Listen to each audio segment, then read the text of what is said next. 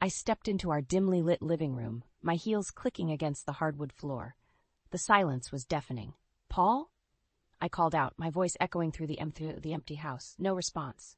I glanced at my watch. 9:30 p.m. Where was he? I sighed, dropping my bag on the couch and heading to the kitchen. Another late night at the clinic, another missed dinner. As I opened the fridge, my eyes landed on a sticky note. "Working late, don't wait up, P." My shoulders slumped.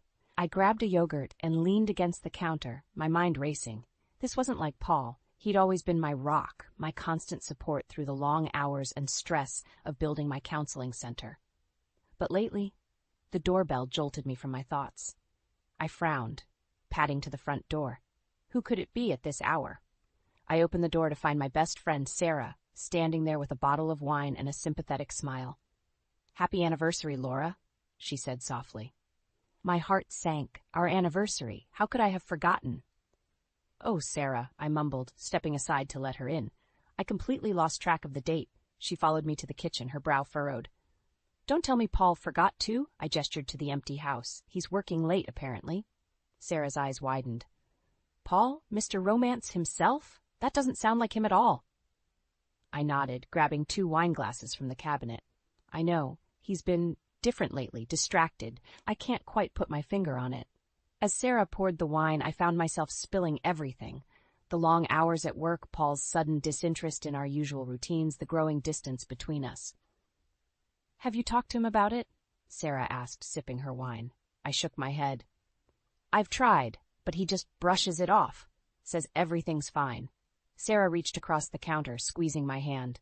"Laura, honey, you're a psychologist. You know better than anyone that communication is key." I nodded, feeling a lump form in my throat.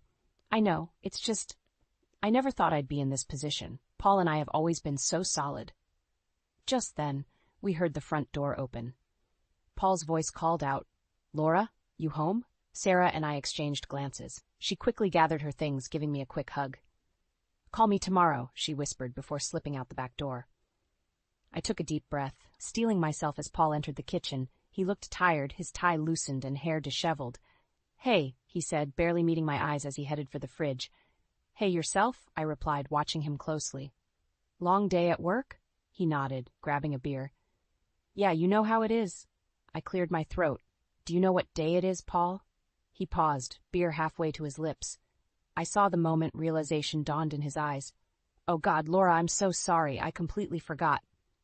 I felt tears pricking at the corners of my eyes. "You've never forgotten before." Paul set down his beer, moving towards me. I know. Things have just been so hectic lately. I'll make it up to you, I promise." As he wrapped his arms around me, I wanted to melt into his embrace like I always had, but something held me back. A nagging feeling that there was more to this than simple forgetfulness. I pulled away, looking into his eyes. "Paul, what's going on? And don't tell me it's nothing. I know you better than that." He hesitated, and in that moment I saw a flicker of something in his eyes. Guilt? Fear? Before I could decipher it, his phone buzzed. He glanced at it, then back at me. "I'm sorry. I have to take this," he said, already stepping away. "We'll talk later, okay?" As he hurried out of the kitchen, phone pressed to his ear, I felt a chill run down my spine. Something was very wrong, and I was determined to find out what it was. The next morning, I woke to an empty bed. Paul had left early, again. I sighed, rubbing my temples as I made my way to the kitchen. The house was a mess. Dishes piled in the sink, laundry overflowing. This wasn't like us. This wasn't like Paul. As I started the coffee maker, my phone buzzed. A text from Sarah. "How'd it go last night?" I typed back, "Not great. Paul came home late, forgot our anniversary. Something's off." Her response was immediate. "Want me to come over after work?" "Please," I replied, grateful for her support. The day at the clinic dragged on. Between sessions, I found myself distracted, my mind wandering to Paul's strange behavior. By the time Sarah arrived that evening, I was a bundle of nerves. "All right, spill," she said, settling onto the couch. "What's really going on?" I took a deep breath. "It's not just the anniversary, Sarah. Paul's been different, distant. He's never home, always working late. And when he is here, he's glued to his phone." Sarah's eyes narrowed. "You don't think he's cheating?" I finished. "I don't know. I never thought he would, but..." Have you looked for any evidence? She asked gently. I shook my head. I haven't wanted to, but maybe I should. With Sarah's encouragement, I began searching the house. We combed through drawers, checked his laptop, even looked under the mattress. Nothing seemed out of place until I opened his closet. Laura, Sarah called, holding up a stack of glossy catalogs. Look at these. I flipped through them, my confusion growing. Rolex watches, designer suits, luxury cars. None of these were things Paul had ever shown interest in before. This doesn't make sense, I muttered. Paul's always been so practical. Why would he suddenly be interested in all this stuff? Sarah shrugged.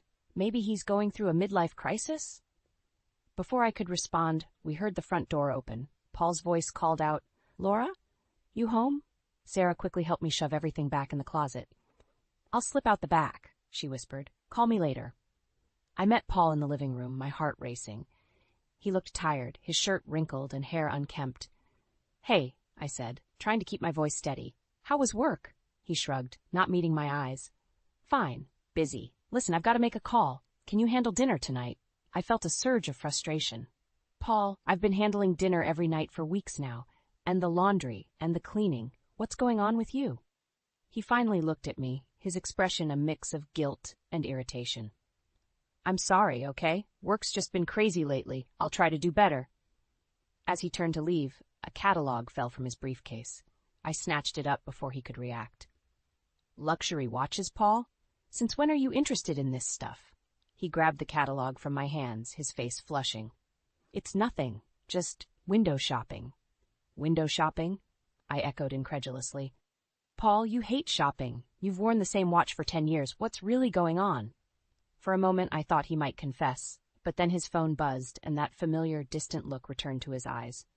I've got to take this, he muttered, already walking away. We'll talk later, okay? As he disappeared into his study, I stood there feeling lost in my own home. The man I thought I knew better than anyone was becoming a stranger before my eyes. I picked up my phone, my fingers hovering over Sarah's number, but instead I found myself opening our joint bank account app. If Paul wasn't going to give me answers, maybe our financial records would. As the app loaded, my heart pounded. Whatever I was about to discover, I had a feeling our lives would never be the same. I stared at the bank statement, my hands shaking. The numbers didn't lie. Thousands of dollars. Gone. Transactions at high-end stores, restaurants I'd never heard of, even a jewelry shop. My stomach churned as I scrolled through page after page of extravagant spending. Laura? Paul's voice startled me. I quickly locked my phone, shoving it under a cushion. He stood in the doorway, looking wary. Everything okay? I forced a smile. Fine, just tired. He nodded, not quite meeting my eyes. I'm heading out, don't wait up. As the front door closed behind him, I felt something inside me snap. Enough was enough. I grabbed my phone and dialed Sarah. I need you to come over. Now. An hour later, Sarah and I sat at the kitchen table, surrounded by bank statements and receipts. I can't believe this, Sarah muttered, shaking her head. Laura, he spent almost all your savings. I nodded, numb. I know. And look at this. I pointed to a recurring charge. He's been renting a storage unit. Why would he need that? Sarah's eyes widened. You don't think? I don't know what to think anymore, I said, my voice cracking. The Paul I knew would never do this. Sarah reached across the table, squeezing my hand. You need to confront him, Laura. Tonight. I nodded, steeling myself. You're right. No more excuses. When Paul finally came home well past midnight, I was waiting. The statements were spread out on the coffee table, a silent accusation. What's all this? He asked, his voice tight. I met his gaze, unflinching. You tell me, Paul, where's our money going? He paled, then anger flashed across his face. You went through our bank statements? That's an invasion of privacy. I laughed bitterly. Privacy? We're married, Paul? Or have you forgotten that too? He ran a hand through his hair, pacing. It's not what you think. I can explain. Then explain, I said, my voice cold. Explain the watches, the suits, the storage unit. Explain why you're throwing away everything we've worked for. Paul's shoulders slumped. For a moment, I saw a flicker of the man I married. I got in over my head. There's this group at work. They're all into luxury goods, so exclusive clubs. I just wanted to fit in. I shook my head, disbelieving. Fit in? Paul, you've spent our entire savings. How could you be so selfish? His face hardened. Selfish? I've supported you for years while you built your practice. Maybe I wanted something for myself for once. His words hit me like a slap. Supported me? I've been working 60-hour weeks to keep us afloat while you've been out playing dress-up. Paul grabbed his keys. I can't deal with this right now. I'm leaving. As he stormed out, I called after him. If you walk out that door, don't bother coming back. The slam of the door was his only response. I sank onto the couch, my anger giving way to exhaustion. Sarah, who had been quietly watching from the kitchen, came and sat beside me. What are you going to do? She asked softly. I took a deep breath, feeling a strange sense of calm wash over me. I'm going to that storage unit. I need to see what he's been hiding. Sarah nodded, a fierce look in her eyes. I'll drive. As we headed out into the night, I felt a mix of dread and determination. Whatever I found in that storage unit, I knew it would change everything. But I was done being in the dark. It was time to face the truth, no matter how painful. Ready? Sarah asked as we pulled up to the storage facility. I nodded, my jaw set. Ready. As I stepped out of the car, I felt like I was walking into battle. But this time, I was fighting for myself. The storage unit door creaked open, revealing a treasure trove of luxury items. Designer suits hung neatly in garment bags, rows of gleaming watches lined velvet-covered shelves, and stacks of shoeboxes filled one corner. The sight made my stomach churn. Oh, Laura, Sarah whispered, her eyes wide. This is worse than we thought. I nodded, unable to speak. My hands trembled as I reached for a nearby shoebox. Inside, nestled in tissue paper, was a pair of Italian leather shoes. The price tag still attached made me gasp. $3,000. He spent $3,000 on shoes, I muttered, disbelief coloring my voice. As we dug deeper, the extent of Paul's obsession became clear. Receipts scattered throughout the unit told a damning story. Tens of thousands of dollars spent on frivolous luxuries. I can't believe this, I said, sinking to the floor. All our savings, our future, gone. Sarah sat beside me, her arm around my shoulders. What are you going to do? Before I could answer, my phone buzzed. Paul's name flashed on the screen. I hesitated, then answered. Where are you? His voice was tight with anger. I came home and you were gone. I'm at your storage unit, I replied coldly. Care to explain all this? There was a long pause. Then I'm coming over, don't touch anything. I hung up without responding. Sarah looked at me, concern etched on her face. Do you want me to stay? I shook my head. No, I need to face this alone. But could you wait nearby, just in case? 20 minutes later, Paul's car screeched into the parking lot. He stormed up to the unit, his face a mask of fury. How dare you invade my privacy like this, he shouted. I stood my ground. Privacy? You mean your secret life of luxury while I worked myself to the bone? Paul's anger deflated slightly. He ran a hand through his hair, looking around at the evidence of his spending spree. You don't understand. This is an investment, I laughed bitterly. An investment in what, Paul? Your ego? In us, he shouted. I did this for us. To fit in with the right crowd, to make connections that could benefit both of us. I shook my head, disbelief washing over me. You really believe that, don't you? You've thrown away everything we've worked for, and you think it's justified? Paul's face hardened. I won't apologize for wanting more out of life. Maybe if you weren't so focused on your precious clinic, you'd understand. His words hit me like a physical blow. I stumbled back, hurt and anger warring within me. My clinic? The one that's been keeping us afloat while you played dress-up? I never asked you to work so hard, Paul shouted. I was fine with our life before, but you just had to prove something to the world, didn't you? I stared at him, suddenly seeing our entire relationship in a new light. You resent me, I said softly. You resent my success. Paul's silence was all the confirmation I needed. In that moment, something inside me hardened. I straightened my spine, meeting Paul's gaze with steely determination. I want you out of the house by tomorrow, I said, my voice steady. I'll be contacting a divorce lawyer in the morning. Paul's eyes widened. Laura, wait. We can work this out. I'll sell everything, I promise. I shook my head. It's too late, Paul. The trust is gone. As I turned to leave, Paul grabbed my arm. You can't do this. Half of this is mine. You have no right. I wrenched my arm free. Watch me. Stepping out into the cool night air, I felt a strange mix of pain and liberation. Sarah was waiting by her car, concern etched on her face. Are you okay? She asked. I took a deep breath, my mind racing with plans. No, I replied honestly, but I will be. As we drove away, leaving Paul and his mountain of luxury goods behind, I made a silent vow. I would reclaim my life, my finances, and my self-respect.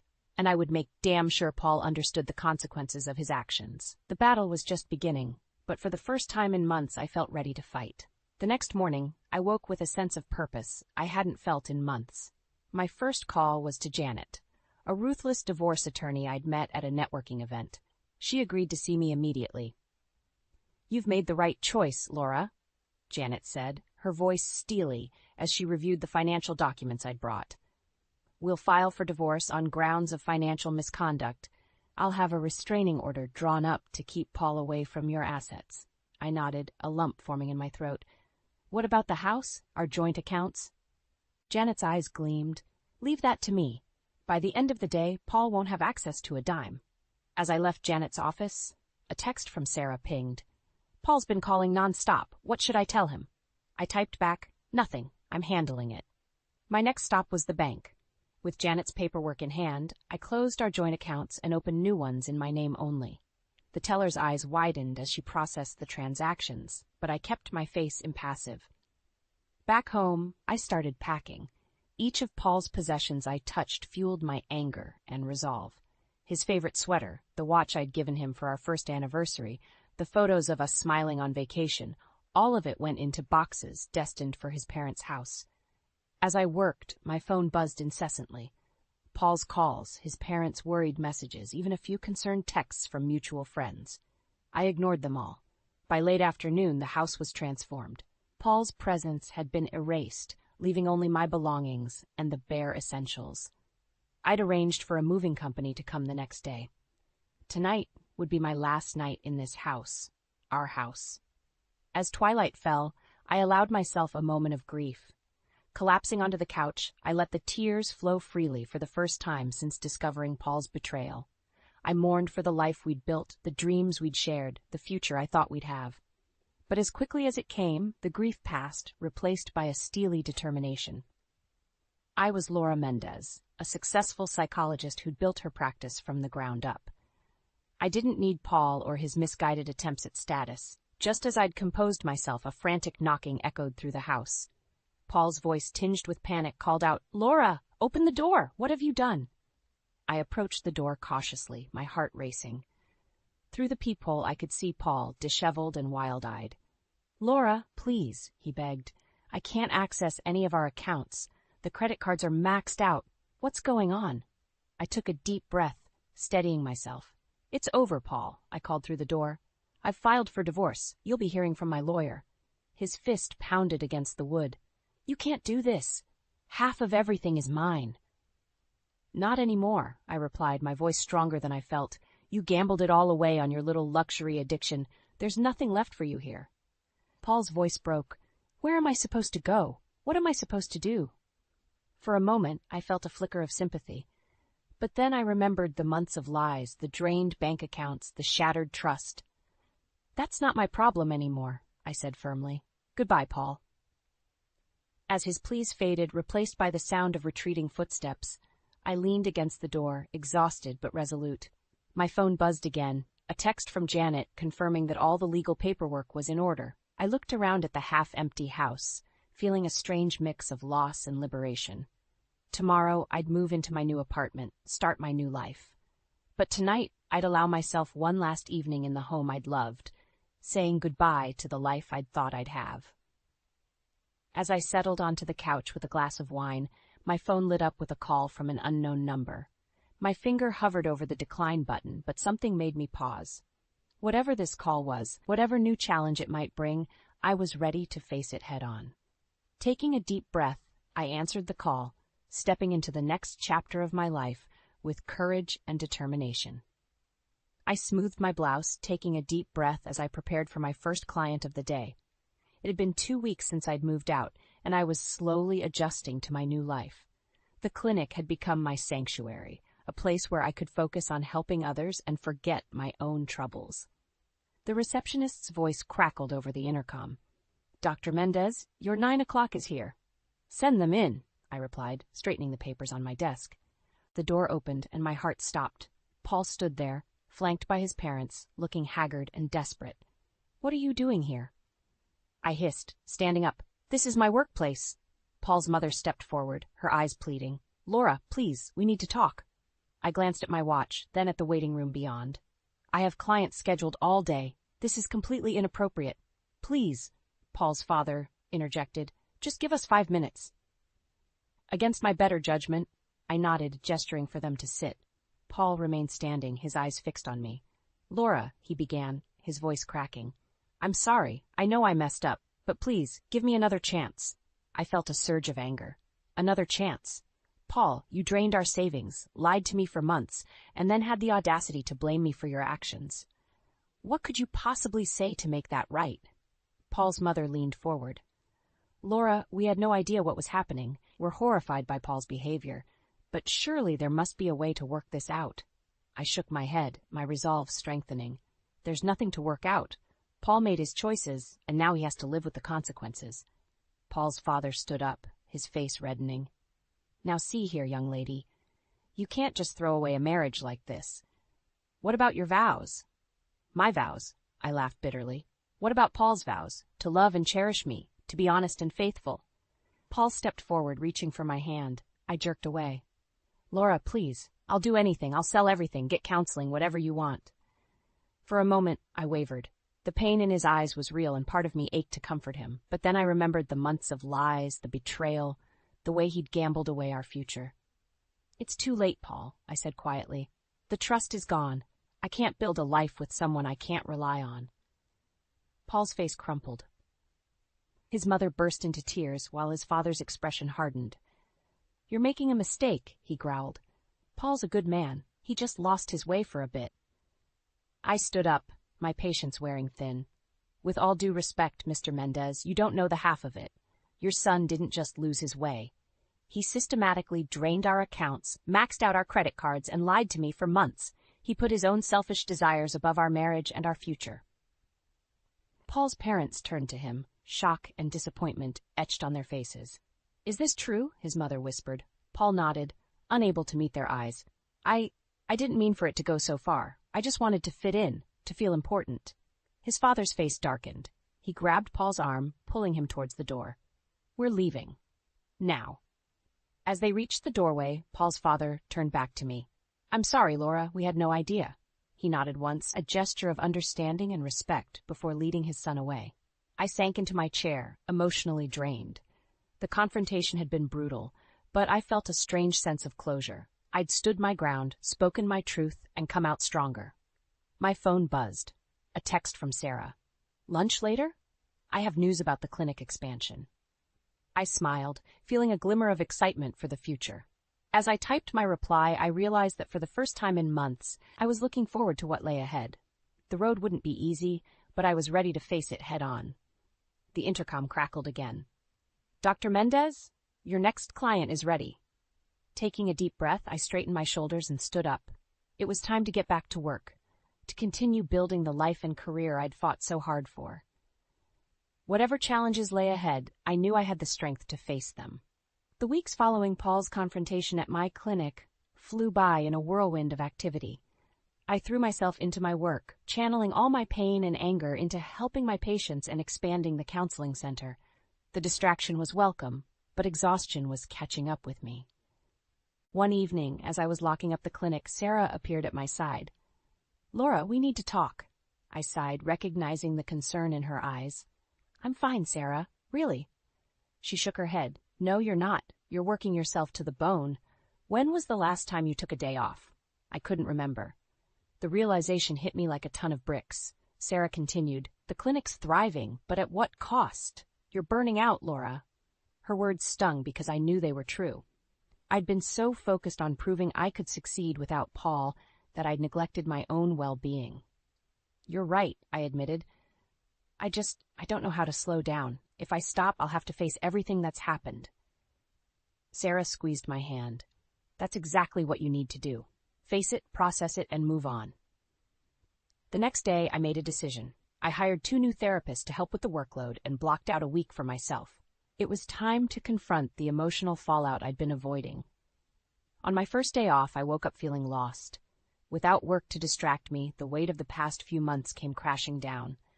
I found myself standing in front of the full-length mirror, really looking at myself for the first time in ages. The woman staring back at me looked tired, worn, but there was a strength in her eyes that I hadn't noticed before. I realized that, despite everything, I was still standing. I had survived. As the week progressed, I allowed myself to feel everything I'd been suppressing. The anger, the betrayal, the grief for the future I'd lost. But with each passing day, I also felt a growing sense of pride in how I'd handled the situation. On the 5th day of my break, I received an unexpected call from Paul's mother. "Laura," she said, her voice thick with emotion, "I wanted to thank you." I was stunned. "Thank me for what?" "For being strong enough to walk away," she replied. "Paul, he's getting help now, seeing a therapist, working through his issues. Your actions forced him to face his problems." I felt a mix of emotions, relief, sadness, a hint of vindication. "I'm glad he's getting help," I said softly. After hanging up, I sat on my balcony watching the sunset. For the first time since this ordeal began, I felt truly at peace. I had made the right decision, not just for myself, but for Paul too. The next morning, I woke up feeling refreshed and energized. I headed to the clinic, eager to implement some new ideas I'd had during my break. As I walked in, I was greeted by the sight of my team, my growing, thriving team, working together seamlessly. Sarah approached me, a wide smile on her face. "Welcome back, boss. How are you feeling?" I returned her smile, feeling a surge of gratitude, her friendship and support. "Better than I have in months. Thank you, Sarah, for everything." As I settled into my office, I noticed a stack of patient files on my desk. New referrals, a testament to our growing reputation. I picked up the first file, ready to dive in, when my phone buzzed with a text from Janet, my divorce attorney. "Final papers ready for signing. Paul's agreed to all terms. It's over." I stared at the message, a complex mix of emotions washing over me. It was over. Really, truly over. The realization hit me hard, bringing with it a sense of finality I hadn't expected. For a moment, I felt overwhelmed. But then I looked around my office, at the degrees on the wall, the photos of happy patients, the evidence of the life I'd built for myself. I took a deep breath, straightened my shoulders, and picked up my pen. It was time to close this chapter and start writing the next one. Whatever challenges lay ahead, I knew I had the strength to face them. After all, I was Dr. Laura Mendez, survivor, therapist, and architect of my own destiny. With a steady hand, I signed the papers, ready to embrace my new beginning. The day had finally arrived. I stood outside the courthouse, my heart pounding as I clutched the folder containing the final divorce papers. Sarah squeezed my hand reassuringly. "You've got this, Laura?" she whispered. I nodded, taking a deep breath before pushing open the heavy doors. The courtroom was nearly empty, save for Janet, my attorney, and Paul, sitting alone at the defendant's table. Our eyes met briefly, and I was struck by how different he looked. Humbled, almost defeated. As the judge entered, I straightened my spine, ready to face this final hurdle. The proceedings moved quickly, a blur of legal jargon and formalities. Then, suddenly, it was time for the final statements. "Dr. Mendez," the judge addressed me, "do you have anything you'd like to say before we conclude?" I stood, my voice steady as I spoke. "Your Honor, I came into this marriage with hope and trust. I'm leaving it with wisdom and strength. While I regret the circumstances that brought us here, I don't regret the decision to end this chapter of my life." I turned to Paul, meeting his gaze directly. "I hope you find peace and purpose, Paul. But I need to find those things for myself now." Paul nodded, a mix of emotions playing across his face. When it was his turn to speak, he surprised me. "I'm sorry, Laura," he said, his voice cracking, "for everything. You deserved better, and I hope you find happiness." With those words, it was done. The judge's gavel fell, declaring our marriage officially dissolved. As we left the courtroom, Paul's parents approached me. "Laura," his mother began, "we want you to know how sorry we are for everything that happened. We've restricted Paul's access to finances, and he's found a job. He's working hard to make amends." I nodded, feeling a weight lift from my shoulders. "Thank you. I'm glad he's getting his life back on track." As they walked away, I turned to Sarah and Janet, a smile breaking across my face. "It's over. It's really over." We celebrated that night, a small gathering of friends at my new apartment. As I looked around at the faces of those who had supported me through this ordeal, I felt an overwhelming sense of gratitude. The next morning, I woke early, energized despite the late night. I had a full day of sessions at the clinic, but for the first time in months, I felt truly excited about the work ahead. As I walked into the clinic, I was greeted by the sight of my expanded team, the new therapists I'd hired, the receptionist who'd stood by me through it all, and Sarah, my rock. "Good morning, Dr. Mendez," they chorused, and I felt a surge of pride. This was what I had built, what I had fought for. My first patient of the day was a woman going through a difficult divorce. As she poured out her fears and doubts, I found myself drawing on my own experiences, offering not just professional advice, but genuine empathy and understanding. "You're stronger than you know," I told her, the words resonating deeply within me. "This is just one chapter of your story. The next one is yours to write." As she left, looking more hopeful than when she'd arrived, I realized something profound. My own painful journey had made me a better therapist, a more compassionate person. I had turned my pain into purpose. That evening, as I locked up the clinic, I paused to look at the plaque on the door. Dr. Laura Mendez, clinical psychologist.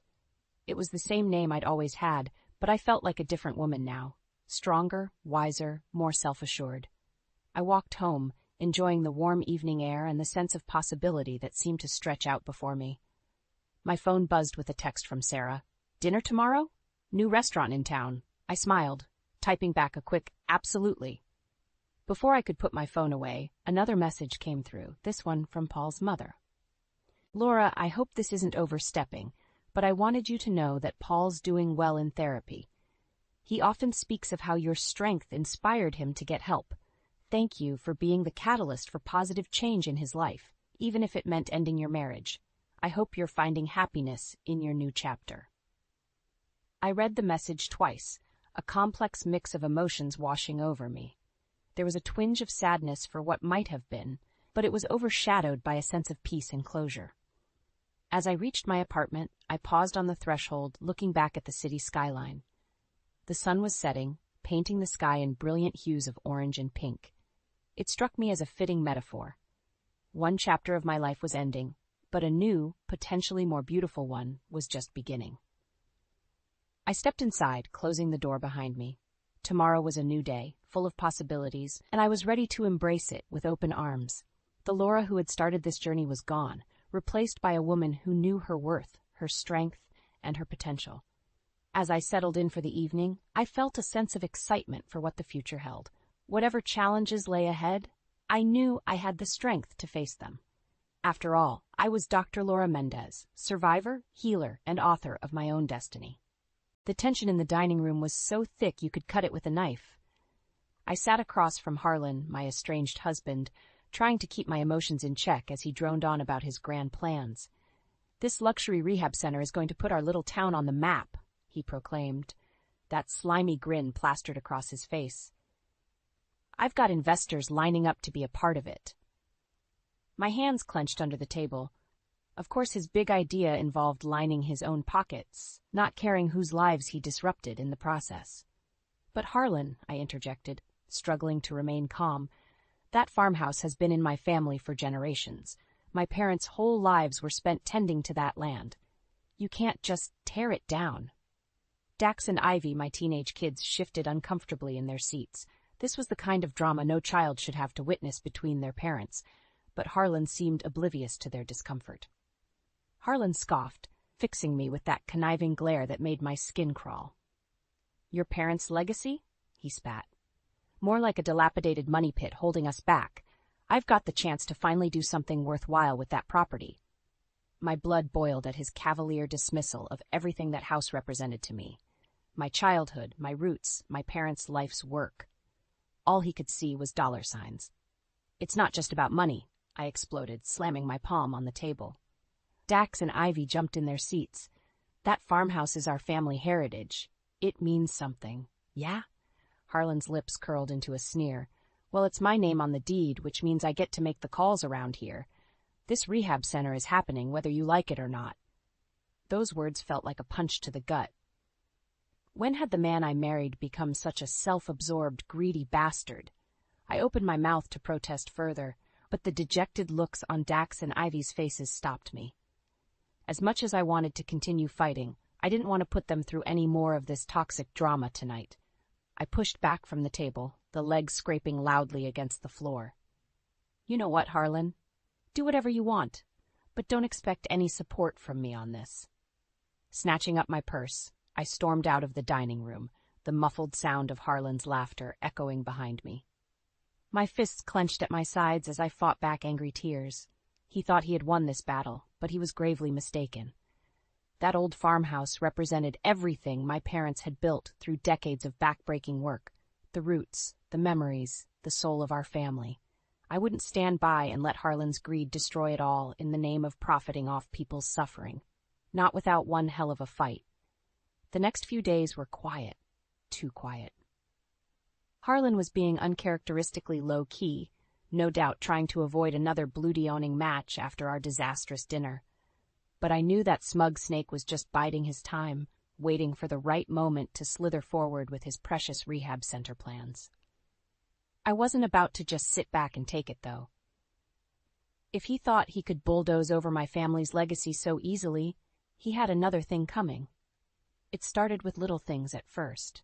Reevaluating our finances, I noticed irregularities, strange transfers, payments to unfamiliar companies.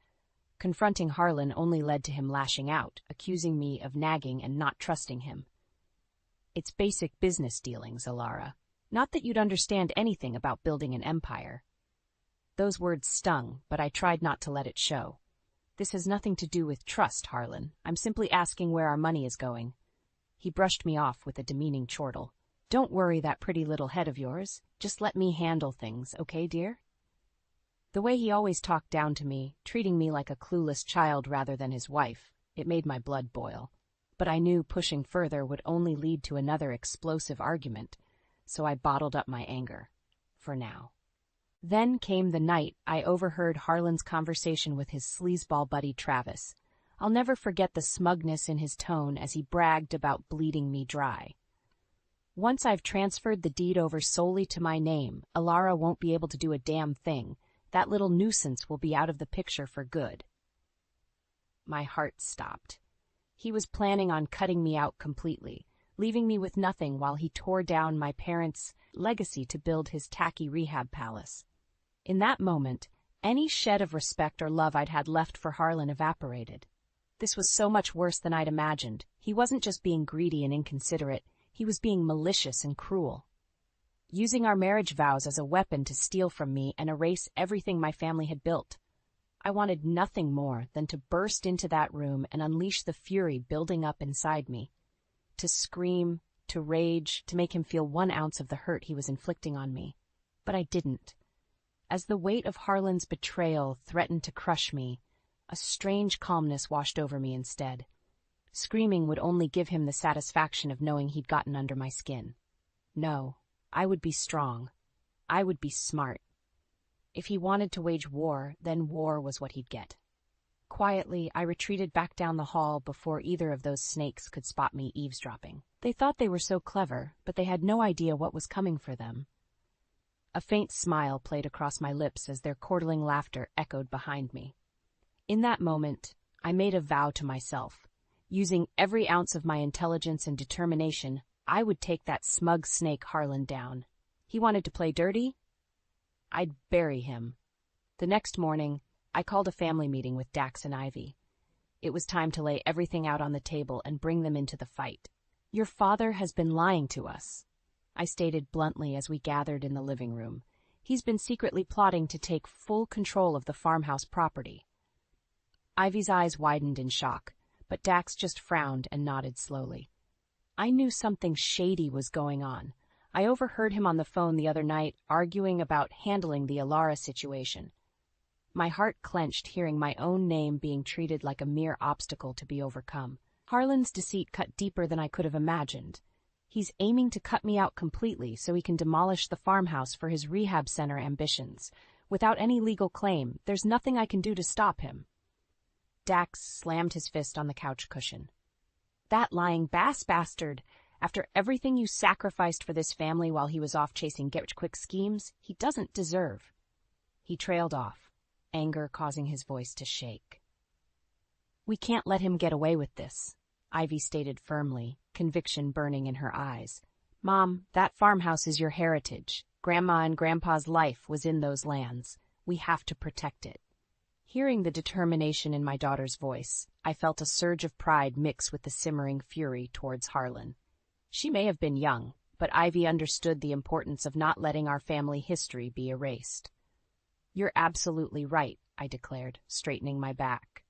Which is why I need both of you on board with taking Harlan down. We're going to expose every last one of his underhanded tactics. Dax raised an eyebrow skeptically. And just how do you plan on doing that? Pretty sure dear old Dad has his shady business dealings locked up tighter than Fort Knox. A grim smile crossed my lips. Let's just say I have some tricks up my sleeve, too. Starting with carefully documenting every inconsistency I find in our finances, no matter how small. Harlan always was sloppy about covering his tracks completely. I proceeded to lay out the start of my plan, meticulously building an evidence trail of Harlan's financial manipulation, from questionable payments and transfers to the shady characters he was courting as rehab center investors. Dax was put in charge of thoroughly combing through all communication records, emails, texts, phone calls, looking for any trace of Harlan's deceitful intentions and dealings. Ivy, ever the tech genius, would backtrack all digital money movements to ensure we caught every inconsistency. With her skills, even Harlan's feeble efforts at coding expenses wouldn't be able to hide from us. As we finalized assigning roles and responsibilities, a new sense of determination filled the room.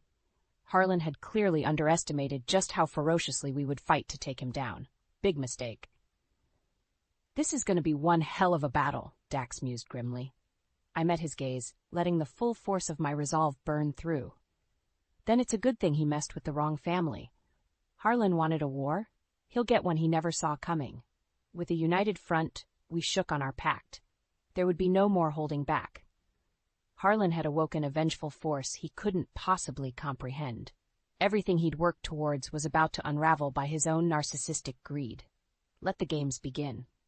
A few days later, I finally worked up the nerve to confront Harlan directly about his betrayal. I'd spent too many nights stewing in anger, imagining all the ways I could rip him a new one. But I needed to play this confrontation carefully if I wanted to catch him off guard. Harlan, we need to talk, I stated firmly as I entered the den, jaw clenched in determination. He barely looked up from his laptop, offering a dismissive grunt. What is it now, Alara? I'm kind of busy here.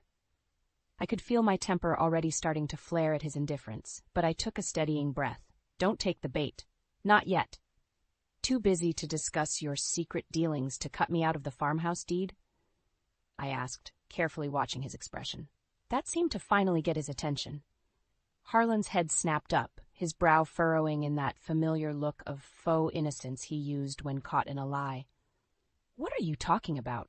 There are no secret dealings. I leveled him with a cold stare. Don't play dumb with me, Harlan. I know all about your pathetic schemes to take full control of my family's property behind my back. For a split second, I saw a flicker of panic flash across his features before the mask of indignation slid back into place. Alara, you're being completely irrational right now. Can it, Harlan? My composure finally snapped as I slammed my palms on the desk, causing him to flinch back in his chair. I know you've been manipulating the finances, chatting up shady investors, all so you can demolish that farmhouse for your precious little vanity rehab project. Harlan opened his mouth, no doubt to spew more lies and feeble justifications. But I wasn't having any of it, not this time. You make me sick, I snarled, all the rage and anguish I'd been bottling up finally boiling over. Planning to tear down a piece of my family's legacy all along, lying to my face every step of the way. You're nothing but a selfish, immoral snake. He recoiled slightly at the venom in my words, then quickly straightened as that cocky, condescending sneer spread across his lips. Well, looks like the little woman has finally grown some claws. But you don't scare me, Alara. Not even close. Despite the bravado, I could detect a slight quiver of uncertainty in his voice. Good, he should be worried. You think you've got everything all figured out, don't you? Harlan leaned back with a contemptuous chuckle. Newsflash, princess. I don't need your approval or permission to do anything with that property. It's mine, fair and square. My blood boiled at his arrogance. Did he really think underhanded manipulation made his claim fair? But before I could retort, he was leaning towards me with that soulless grin that made my skin crawl. In fact, you're the one who's about to get a rude wake-up call, he promised in a low, silky tone. I've got everything legally locked up tighter than a drum. By the time I'm through, you're going to be the one left with nothing while I build my empire. We were practically nose to nose now, his putrid breath washing over me as he hissed out the final threat. You think you can take me on, sweetheart? By all means, try. But don't be surprised when I bury you along with your precious little memories. It's going to be a bloodbath, and I'm going to enjoy every second of watching you lose everything. Hatred burned in my chest, barely contained rage roiling within me at his vicious, vindictive words. In that moment, I wanted nothing more than to unleash the full force of my fury upon this wretched, soulless man I'd once loved, but I didn't. Slowly, I straightened up and took a step back, returning his venom-filled glare with a calm, level look. You seem pretty confident, don't you, Harlan? I stated, my voice dangerously even. We'll see how long that smug smile lasts once the truth about your shady dealings comes to light. You wanted a war? You're going to get one. Giving him one final look of pure, undisguised disgust, I turned and strode from the den, my high heels clicking determinedly against the hardwood. Harlan may have thought he held all the cards, but he had hugely underestimated me. The game was on now, and I fully intended to be the last one standing when the dust cleared. After my explosive showdown with Harlan, I knew I needed to take our fight to the next level. As much as Dax and Ivy's support bolstered my determination, we couldn't take Harlan down alone. We needed reinforcements. First on my list was my best friend Alicia, a sharp-tongued lawyer who had been watching this whole saga unfold with disdain for my snake of a husband. As expected, she jumped at the chance to help take Harlan down a peg. That scumbag has had this coming for a long time, Alicia said with relish when I looped her in on our scheme. Just tell me what kind of legal roadblocks we need to throw his way. Her wolfish grin was one I'd seen many times before, usually right before she went for the jugular in court. Harlan wouldn't know what hit him once we sicked Alicia's legal prowess on his shoddy cover-ups. Next, I reached out to some of my oldest friends from my nursing days, Jacqueline, Maria, and Sandy. While we had drifted apart over the years due to work and raising families, they were still the most loyal, iron-willed women I knew. When I laid out the battle plan, how Harlan aimed to destroy my family legacy in his ruthless pursuit of profits, their reactions were an awe-inspiring blend of outrage and grim determination. Say no more, girl, Jacqueline stated, pulling me into a bear hug. That bastard's not going to know what hit him when we're done rallying the troops. Sandy cracked her knuckles meaningfully. I've been waiting years to give that smug prick a piece of my mind. Count me in. Maria simply nodded, her jaw set in a hard line. Para la familia. Let's burn that cabron to the ground. With a fiercely loyal crew now assembled, the real planning began. We'd hit Harlan from every angle possible. Alicia laying the groundwork for our legal offensive, while Jacqueline and the others used their vast network of contacts in our small town to rally public opinion solidly against him. Harlan may have his pockets lined with cash, but we've got the most powerful weapons of all, the truth and the will of the people, Alicia declared. Once we expose every last one of his shady schemes, he won't be able to show his weaselly face in this town again. Over the next few days, the fight was taken to Harlan on all fronts. Damning documents and financial records detailing his fraud were anonymously leaked to the local press. Community meetings were organized to rally support for protecting my family's legacy at all costs against Harlan's ambitions. Scathing social media campaigns exposing what a con artist he truly was began spreading like wildfire.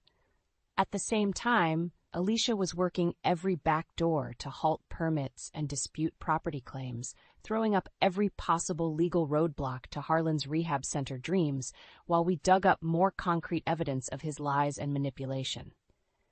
As the townsfolk turned decisively against Harlan and his partners started growing nervous over the mounting allegations, You could practically smell the desperation rolling off that weasel. He knew he was losing his grip on the situation, but was too proud and arrogant to gracefully admit defeat. Which was exactly what we wanted. The slimy rat backed into a corner, scrabbling for any advantage as we slowly tightened the vice around his schemes. Of course, the attacks and libelous claims started flying once Harlan realized what an impenetrable defense we had formed.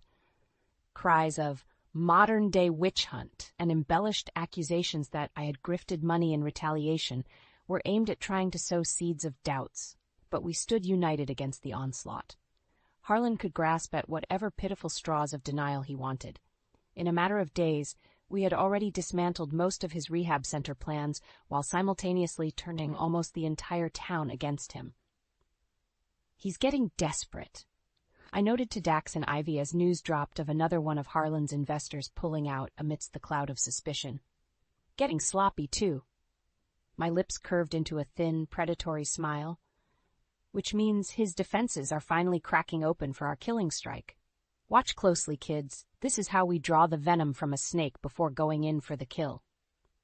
The battle was far from over, but the war had finally swung in our favor, and I was going to savor every well-deserved second of Harlan's downfall.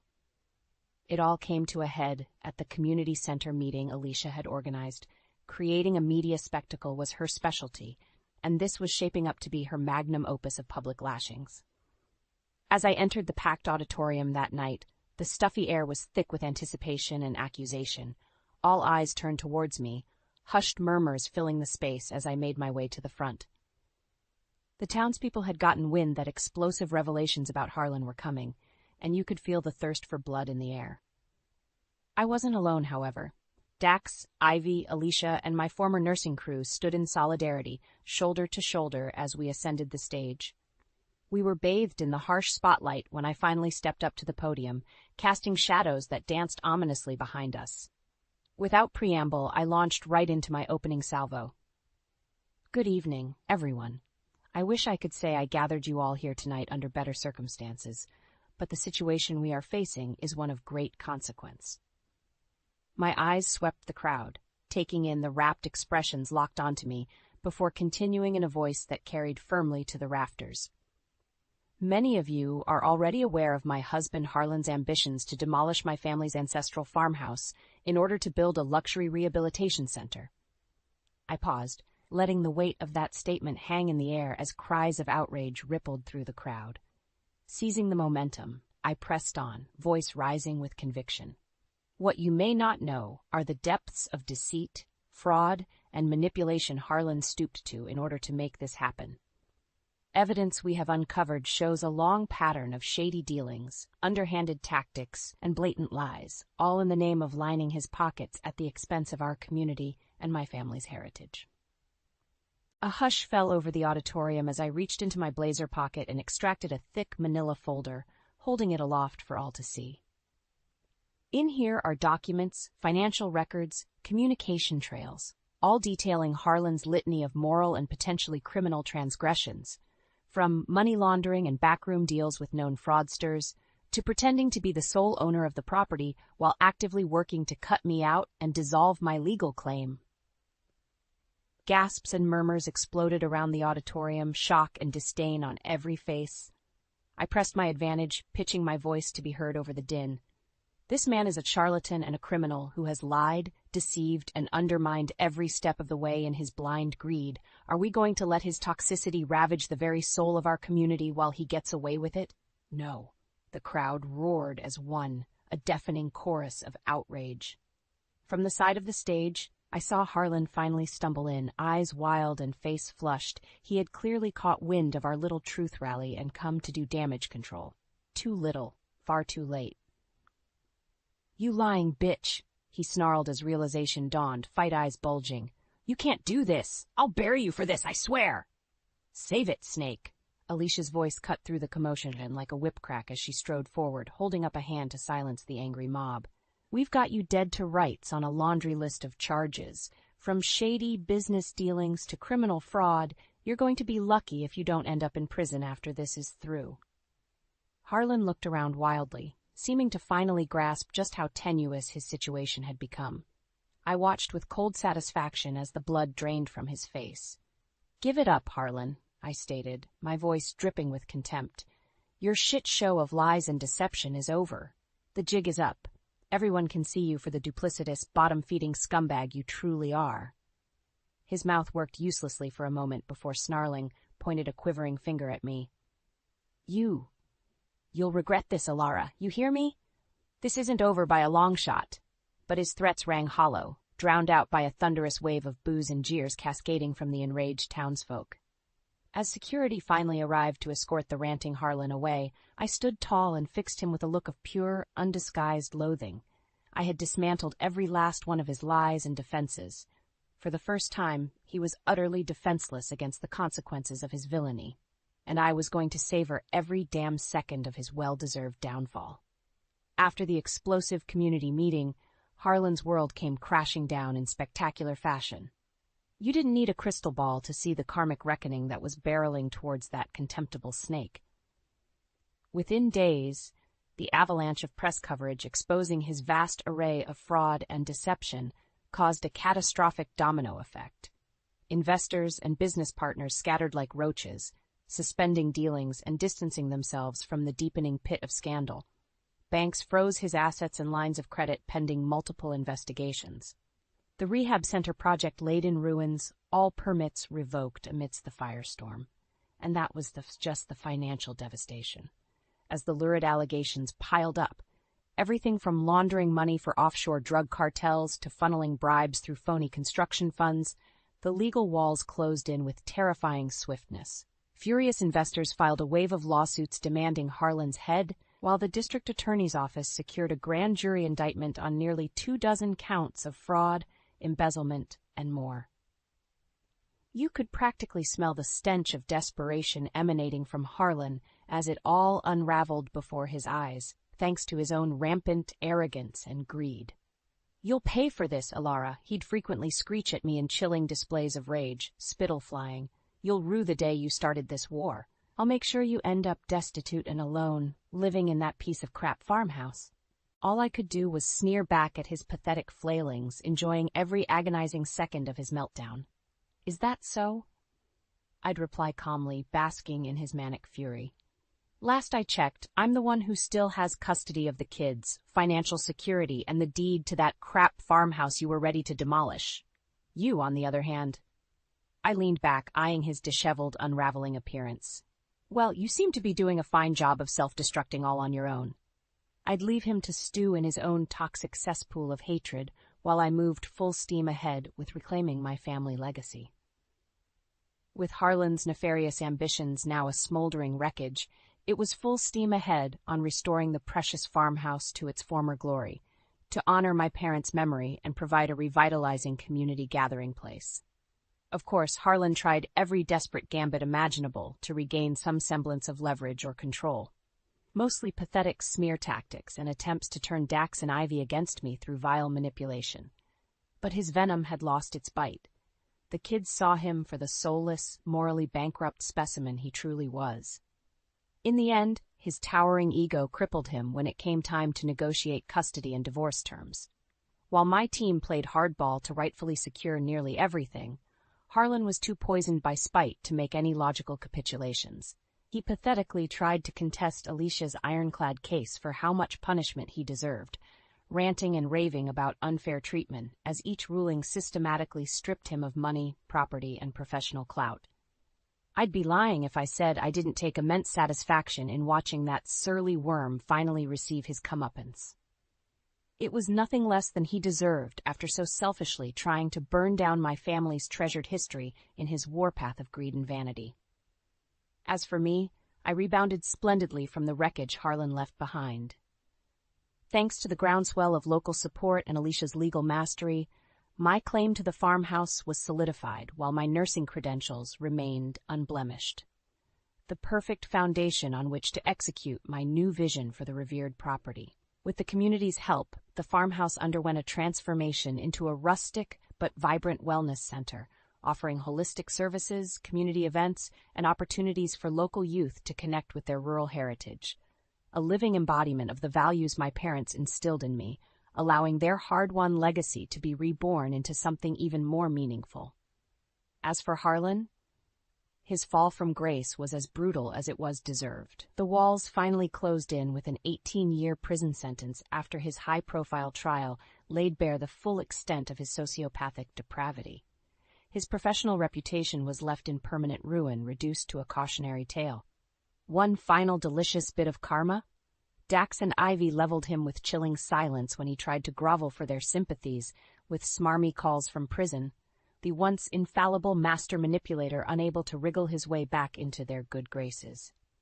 After everything, that smug, soulless charlatan got exactly what he deserved, a life torn asunder by his own corrosive deceptions and greed. While I had risen from the rubble he tried to leave me in, creating new hopes and dreams from the foundations he aimed to destroy. Perhaps there was such a thing as justice and karma in this world, after all. All it took was the unstoppable force of a mother's love, fueled by the righteous determination to protect her family's sacred legacy. It was a crisp autumn morning when we held the grand reopening ceremony for the revitalized farmhouse, now christened Willow Creek Wellness Center. Though Harlan's scorched earth campaign had left the property in desperate need of repairs and renovations, we had persevered to breathe new life into my family's cherished legacy. As I stepped up to the podium that day, surrounded by the beaming faces of the townspeople who had rallied behind me, I couldn't help but feel immense pride at what we had achieved together. This wasn't just a new chapter, but a hard-won resurrection from the ashes of Harlan's selfish ambition. To all of you here today, words can't express how grateful I am for your support over these past months, I began, my voice wavering slightly with emotion. When faced with the very real threat of seeing this farmhouse, a piece of my family's heart and soul, torn asunder in the name of greed, you stood united. You stood for the importance of preserving our community's history and values. I paused, feeling Dax and Ivy's reassuring presence beside me as the crowd cheered their affirmation. In that moment, the nightmare of Harlan's betrayal felt like a distant specter, no longer able to diminish this hard-fought victory. Thanks to your resilience and refusal to let corporate excess trample on what makes this town great, we have reclaimed this invaluable space, I continued, fresh conviction rising in my voice. No longer will it serve as a monument to one man's ego, but as a place of healing, of unity, of rediscovering our roots. Willow Creek will be our community's lighthouse, a sanctuary where we can reconnect with ourselves, our neighbors, and the unbreakable threads that have bound us together for generations. More roars of approval and thunderous applause. Despite Harlan throwing everything he had at trying to divide and conquer us, his scorched earth tactics had only galvanized the community's strength and resolve. Karma indeed was a harsh mistress. After the ribbon cutting, I took time to greet and personally thank as many well-wishers as possible. From Alicia, whose legal prowess had been invaluable, to Jacqueline and my other nurses-turned-warriors on the front lines. So many rallied to this cause when Harlan thought he could steamroll right over my family's legacy. Speaking of that wretched snake, I couldn't help but smirk thinking about how he was spending this beautiful day. Rotting in a dingy cell, I'd wager, still trying in vain to wrap his mind around how I'd outmaneuvered him at every single turn. Let him stew and boil over with hatred. I had emerged from his smear campaign completely vindicated, stronger than ever before. And surrounding me now was a living, breathing symbol of that, the culmination of my parents' lifelong efforts and my own perseverance in the face of cruelty. He never stood a chance against you, did he? I turned to see Dax watching me with an odd look of contemplation, perhaps sensing where my mind had drifted. Before I could reply, Ivy sidled up and playfully nudged her brother. Are you kidding? I figured Mom would bury that jackass from the moment his stupid scheme came to light. Oh, ye of little faith, I chuckled, pulling them both into a tight embrace. To be fair, even I wasn't certain I had the fortitude at first to wage this war, but when I saw the two of you standing by me without hesitation, everything became clear. I pulled back, holding them at arm's length as memories of those initial dark days flashed in my mind's eye. When Harlan's true nature was laid bare, when he tried to strip me of my identity and destroy everything our family holds dear, That was when I knew this fight was about so much more than just a property deed. It was about not letting that soulless parasite kill the spirit and legacy your grandparents bestowed on me. Dax and Ivy exchanged knowing looks, seeming to gain a deeper understanding of the cataclysmic forces that had been unleashed. I may have dealt the decisive blows, I continued solemnly, but it was our united front as a family that gave me the strength and determination to dismantle his poisonous schemes piece by piece. Without you two by my side, righting Harlan's wrongs may have broken me. For a long moment we stood in silence, a tear glistening at the corner of my eye as I absorbed the symbolic weight of the sprawling farmhouse campus surrounding us. It would never again serve as a monument to greed, consumed by one man's vanity. No, this place had been reborn, a living, breathing embodiment of the values that could never be erased, no matter how viciously they were attacked. It stood as testament to the unbreakable endurance of family, of truth, and of carving our own legacies in defiance of those who tried to steal them away. And I couldn't have asked for a greater triumph to call my own.